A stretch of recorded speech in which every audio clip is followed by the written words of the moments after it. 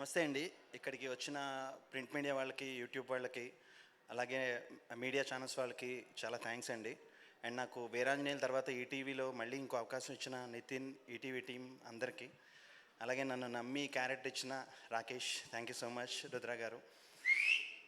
ఈ సినిమా కథ చదివానండి. First time కథ చదివినప్పుడు ఏడ్చాను. సినిమాలో చేస్తున్నప్పుడు ఆబ్వియస్ మీ అందరికీ తెలిసి ఏడ్చాను.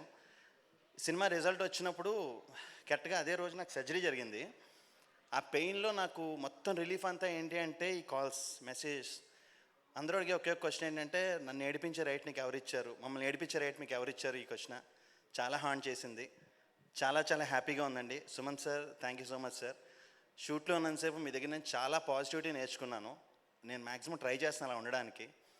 అండ్ కాజల్ సూపర్ మా, చాలా బాగా చేశారు. విహర్ష్, నాకు మ్యాక్సిమం సీన్ అయ్యి సుమన్ సార్తో అండ్ విహాష్తో ఎక్కువ ఉంటాయి. నెక్స్ట్ కాజల్ చాలా బాగా చేసామమ్మా. And all the cast and crew చాలా బాగా చేశారు. అండ్ సన్నీ చెప్దాం అనుకున్నా ఇప్పుడు. సన్నీతో నేను చెప్పానండి ఫస్ట్ స్టోరీ అన్నప్పుడు, ఎందుకు హ్యాపీగా కొత్తగా వచ్చో లవ్ స్టోరీ రాసుకుని ఉంటాడులే అనుకున్నాను సార్. 80% స్క్రిప్ట్ చదివిన తర్వాత రాకేష్ ఒకసారి చూద్దామా బ్రో అంటే నా కళ్ళలో నీళ్ళు వచ్చేసి ఒకే ఎక్స్ప్రెషన్తో సన్నీ ఒక 5 minutes ఆగసండి, నేను ఒక 5 minutes ఆగు, ఆ ఎక్స్ప్రెషన్తో 20% స్క్రిప్ట్ చదివాను సార్.